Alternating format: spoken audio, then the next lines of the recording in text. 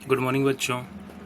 तो जो हमारा चैप्टर नंबर 2 चल रहा था, सूक्ष्मजीव मित्र एवं शत्रु, तो इसमें अपन ने कुछ पढ़ लिया था, लगभग लास्ट में हम पहुंच चुके थे। तो आज आपके चैप्टर का जो है लास्ट दिन है। ये सारी चीज़ें अपन पढ़ चुके थे।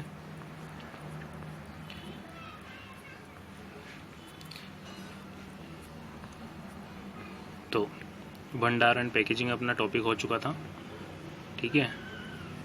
पाश्चुरीकरण अपन पढ़ चुके थे दूध का, और नाइट्रोजन स्थिरीकरण हमें स्टार्ट करना था। तो नाइट्रोजन स्थिरीकरण क्या प्रक्रिया है, आइए चलो इसको समझते हैं। आपने कक्षा 6th और 7th में राइजोबियम जीवाणु के बारे में पढ़ा है। तो राइजोबियम जीवाणु जो था उसके बारे में अपन ने छोटी कक्षाओं में पढ़ चुके हैं, 6th और 7th में पढ़ के आ चुके हैं। तो राइजोबियम क्या होता है मैं थोड़ा सा आपको बता देता हूँ। राइजोबियम जो जीवाणु होता है वो पौधों में, फलीदार पौधे जो होते हैं उनकी जड़ों में ये पाया जाता है। वहाँ पर ये क्या करता है, नाइट्रोजन के स्थिरीकरण का कार्य करता है। नाइट्रोजन जो वायुमंडल की होती है वो पौधों के लिए उपयोगी बनाने का कार्य करता है। तो चलो इसको पढ़ते हैं डिटेल में। तो राइजोबियम जीवाणु के बारे में पढ़ा है। और लेग्यूमिन पौधों दलहन में नाइट्रोजन स्थिरीकरण में सहायक होते हैं। तो दलहन जो पौधे होते हैं जिनसे दाल बनती है, चने की दाल है, ठीक है, मूंगफली भी दालों में आती है। वैसे आपको अजीब थोड़ा लग सकता है, लेकिन मूंगफली भी दालों में ही आती है। तो ऐसे जो पौधे होते हैं दलहन वाले, लेग्यूम पौधे उनको कहा जाता है। तो उन ऐसे पौधों में ये जीवाणु पाया जाता है, में नाइट्रोजन स्थिरीकरण में सहायक होते हैं। स्मरण कीजिए कि राइजोबियम लेग्यूम पौधों की ग्रंथियों में रहते हैं, जैसे सेम और मटर के एक सहजीविता। तो सेम और मटर जो होते हैं वो सहजीवी होते हैं, आपस में सहजीविता होती है। वैसे ही ये जो होते हैं लेग्यूम की ग्रंथियों में जीवाणु पाए जाते हैं, क्योंकि ये भी इन्हीं पौधों पर निर्भर होते हैं अपने पोषण के लिए। कभी कभी तड़ित विद्युत द्वारा भी नाइट्रोजन का स्थिरीकरण होता है। तो तड़ित विद्युत मतलब जब बिजली कड़कती है बारिश के टाइम पर, तो उसके द्वारा भी नाइट्रोजन का स्थिरीकरण होता है। और नाइट्रोजन जो होती है मिट्टी में मिल जाती है बारिश के साथ, ठीक है। जब बारिश होती है, बिजली कड़कती है, तो नाइट्रोजन का स्थिरीकरण होता है, और उस बारिश के पानी के साथ वो स्थिरीकरण हुई जो नाइट्रोजन है वो मिट्टी में आकर के मिल जाती है। परंतु आप जानते हैं कि नाइट्रोजन की मात्रा वायुमंडल में स्थिर रहती है। आपको आश्चर्य होगा कि ये कैसे संभव है। आइए इसके विषय में अगले भाग में समझते हैं। तो नाइट्रोजन की जो मात्रा है वो हमारे वायुमंडल में निश्चित रहती है, वो कभी कम या ज़्यादा नहीं होती। तो ऐसा क्यों होता है, आइए जानते हैं। तो ये जो पौधा है, लेग्यूम पौधों की जड़ ग्रंथियां हैं यहाँ पर दिखाई हुई हैं। तो ये जड़ ग्रंथियों में जो वाइट आपको ब्राउन शायद आपको दिख रही होगी, तो इसके अंदर इस इन्हों में क्या होते हैं, वो जीवाणु रहते हैं, राइजोबियम जीवाणु पाए जाते हैं। चलिए नाइट्रोजन चक्र के बारे में जानते हैं। हमारे वायुमंडल में 78% नाइट्रोजन गैस है। तो अपना जो टोटल वायुमंडल है इसमें जो 100% जितनी भी गैस है, उस 100 में से 78% जो है नाइट्रोजन है सिर्फ। मतलब नाइट्रोजन जो है बहुत ज़्यादा मात्रा में है। ये कम ज़्यादा नहीं होती है। क्यों नहीं होती, ये नाइट्रोजन चक्र की वजह से नहीं होती है। तो नाइट्रोजन चक्र क्या होता है इसमें अपन समझेंगे ऐसा क्यों होता है। नाइट्रोजन सभी जीवों का आवश्यक संघटक है। तो नाइट्रोजन जो है जितने भी जीव हैं वायुमंडल में, उन सभी का संघटक है। जो प्रोटीन, पर्णहरित, न्यूक्लिक एसिड एवं विटामिन, पर्णहरित को क्लोरोफिल भी कहते हैं, हम पिछले लेसन में पढ़ चुके हैं, ठीक है। तो पर्णहरित को एक और नाम जाना जाता है, वो है क्लोरोफिल। न्यूक्लिक एसिड एवं विटामिन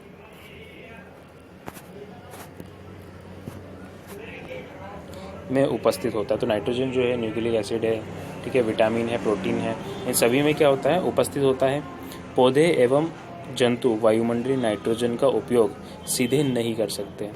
तो पौधे और जंतु क्या होते हैं, वायुमंडलीय जो नाइट्रोजन होती है उसका सीधा उपयोग नहीं कर सकते, नहीं कर पाते हैं।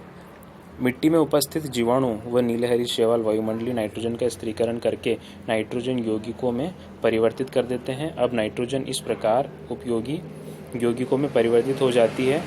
पौधे इसका उपयोग मिट्टी में से जड़ तंत्र द्वारा करते हैं।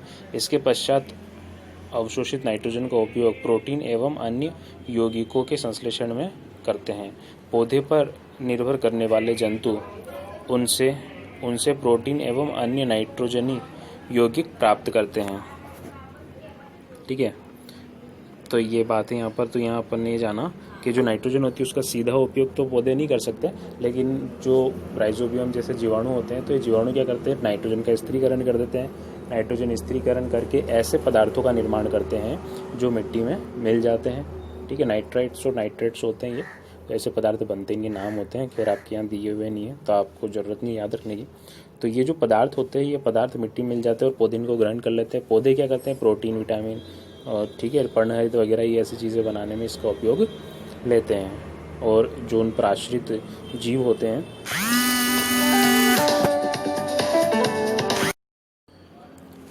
पौधों एवं जंतुओं की मृत्यु के बाद मिट्टी में उपस्थित जीवाणु एवं कवक नाइट्रोजन अपशिष्ट को नाइट्रोजन यौगिकों में परिवर्तित कर देते हैं, जो पौधों द्वारा पुनः उपयोग होता है।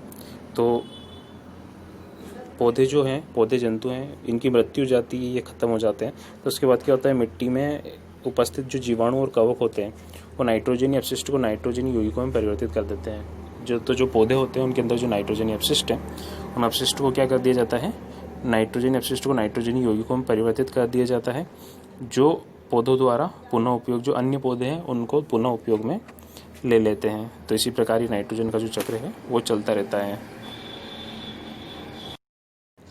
और कुछ जीव ऐसे भी होते हैं जो मिट्टी में पाए जाते हैं, वो क्या करते हैं, नाइट्रोजन अपशिष्ट या नाइट्रोजनी पदार्थ जो होते हैं उन पदार्थों को पुनः दोबारा नाइट्रोजन में बदल देते हैं। तो ये थोड़ा नुकसान वाला काम हो जाता है, क्योंकि नाइट्रोजन की ज़रूरत पौधों को होती है ज़्यादा।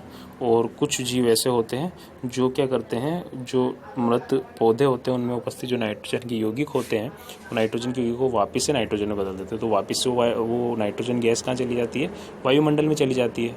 तो ये क्या फ़ायदे का काम नहीं है। मिट्टी को चाहिए नाइट्रोजन यौगिक, और वो जीव ऐसा तो करते नहीं है और उसको वायुमंडल में वापस से भेज देते हैं। तो ये थोड़ा सा नुकसान हो जाता है। अगर वो अगर नाइट्रोजन की यौगिक अगर मिट्टी में रहते हैं तो अन्य पौधों को नाइट्रोजन अधिक मात्रा में मिल पाती और वो पौधे अपना काम आसानी से कर पाते हैं। लेकिन ऐसा नहीं होता है, कुछ जीव वायुमंडल में नाइट्रोजन को छोड़ देते हैं। परिणाम तो वायुमंडल में नाइट्रोजन की मात्रा लगभग स्थिर रहती है। तो इसी प्रक्रिया के द्वारा क्या होता है, वायुमंडल में नाइट्रोजन की मात्रा लगभग स्थिर रहती है। तो यहाँ पर एक डायग्राम दिया हुआ है। इस डायग्राम में आपको नाइट्रोजन चक्र के बारे में बताया हुआ। नाइट्रोजन चक्र जो है हमारा किस प्रकार से कार्य करता है, तो चलिए जानते हैं। तो ऊपर आपको दिखाई दे रहा है वायुमंडल में वायुमंडलीय नाइट्रोजन। तो वायुमंडलीय नाइट्रोजन जो होती है, ये देखिए यहाँ पर वायुमंडलीय नाइट्रोजन लिखा हुआ है। अब ये वायुमंडलीय नाइट्रोजन जो है ये दो प्रकार से स्थिरीकरण होता है इसका। एक प्रकार तो ये देखिए तीर लग रहा है यहाँ पर, ठीक है। तो वायुमंडल, यहाँ पर बॉक्स में क्या लिखा हुआ है, वायुमंडलीय नाइट्रोजन का जीवाणु एवं नीलहरे शैवाल द्वारा स्थिरीकरण। तो वायुमंडलीय जो नाइट्रोजन होती है उसका क्या करते हैं, जीवाणु और नीलहरे जो शैवाल हैं वो स्थिरीकरण करने का काम करते हैं। कुछ जीवाणु होते हैं और नीलहरे शैवाल भी होते हैं जो कि स्थिरीकरण का कार्य करते हैं। उसके बाद देखिए आगे क्या लिखा हुआ है बॉक्स में, यहाँ पर तीर आगे जा रहा है, जीवाणु द्वारा स्थिर नाइट्रोजन को नाइट्रोजन यौगिकों में परिवर्तित करना। तो ये जो जीवाणु होते हैं, ये जीवाणु क्या करते हैं, जीवाणु द्वारा नाइट्रोजन को क्या करते हैं, नाइट्रोजन यौगिकों में परिवर्तित कर देते हैं, नाइट्रेट्स में परिवर्तित कर देते हैं, ठीक है। उसके बाद क्या होता है,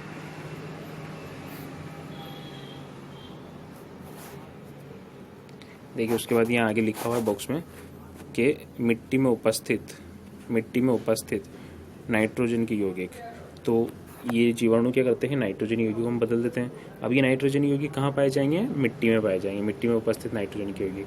अब ये मिट्टी में उपस्थित जो नाइट्रोजन की यौगिक हैं इनका उपयोग कौन कर लेते हैं, पौधे कर लेते हैं। देखो ये ऊपर पौधों द्वारा अवशोषण, ये जो नाइट्रोजन की यौगिक है जो मिट्टी में आ चुके हैं अब इनको पौधों द्वारा अवशोषित कर लिया जाता है। उसके बाद जंतुओं द्वारा, देखिए नेक्स्ट आगे लिखा हुआ है, जंतुओं द्वारा पौधों को खाना। तो जंतु क्या करते हैं, ये जो पौधे होते हैं इनको खा लेते हैं, ठीक है। पौधों ने क्या कर लिया, नाइट्रोजन को अवशोषित कर लिया, प्रोटीन्स वगैरह जो भी उसको बनाना था पौधे वो उसकी सहायता से बना लेंगे और उन पौधों को क्या कर लेंगे, जंतु अपने आहार के रूप में ग्रहण कर लेंगे, पौधों को खा लेंगे। उसके बाद क्या करेंगे, पौधे खाने के बाद निकालेंगे, उत्सर्जन करेंगे। उत्सर्जन एवं जीवों की मृत्यु द्वारा उत्पन्न नाइट्रोजन अपशिष्ट। अब ये उत्सर्जन के बाद ये जीव, अगर ये जंतु मर जाते हैं तो उनके द्वारा नाइट्रोजन अपशिष्ट का निर्माण होता है, नाइट्रोजन अपशिष्ट बनते हैं। और ये नाइट्रोजन अपशिष्ट वापस से कहाँ चले जाते हैं, ये सड़ जाएंगे। जो भी जंतु होंगे, पौधे होंगे, जब मरेंगे तो ये सड़ जाएंगे और सड़ने पर ये दोबारा से कहाँ पे चले जाएंगे, मिट्टी में चले जाएंगे, मिट्टी में उपस्थित नाइट्रोजन, ठीक है। तो ये दोबारा से कहाँ चले जाएंगे, मिट्टी में चले जाएंगे, मिट्टी में उपस्थित नाइट्रोजन के यौगिक बन जाएंगे। तो इस प्रकार से चक्र चलता रहता है। और यहाँ आगे देखिए, यहाँ पे भी कुछ लिखा हुआ है, ये देखिए यहाँ पर। तो ये जो है, ये देखिए तीर यहाँ पर आ रहा है, तो यहाँ लिखा हुआ है जीवाणु द्वारा नाइट्रोजन यौगिकों का गैसीय नाइट्रोजन में परिवर्तन। और कुछ जीवाणु ऐसे होते हैं जो अपन ने बात करी थी कि वो क्या करते हैं, इस नाइट्रोजन का गैस में परिवर्तन कर देते हैं।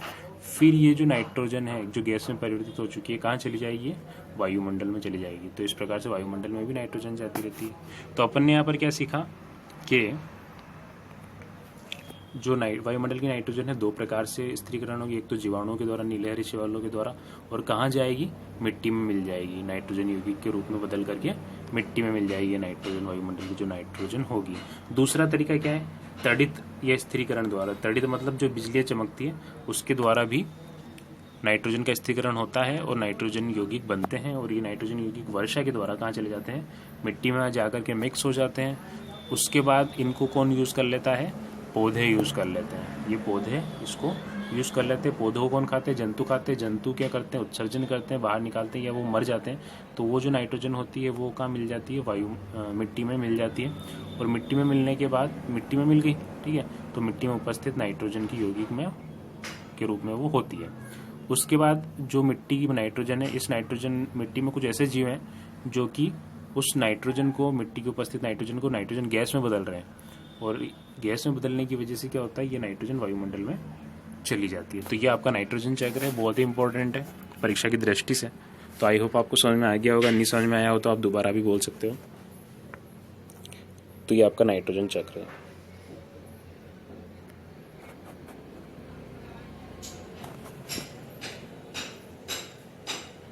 तो चलिए आगे, नेक्स्ट आपके क्वेश्चन आंसर्स हैं। तो क्वेश्चन आंसर्स आपको करने हैं।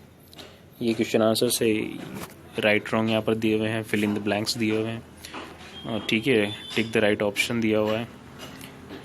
तो ये आपको करने हैं और ये सही जोड़ी का मिलान करना है आपको। कॉलम 1 को कॉलम बी से, सेकंड से, फर्स्ट को सेकंड से मिलाना है आपको।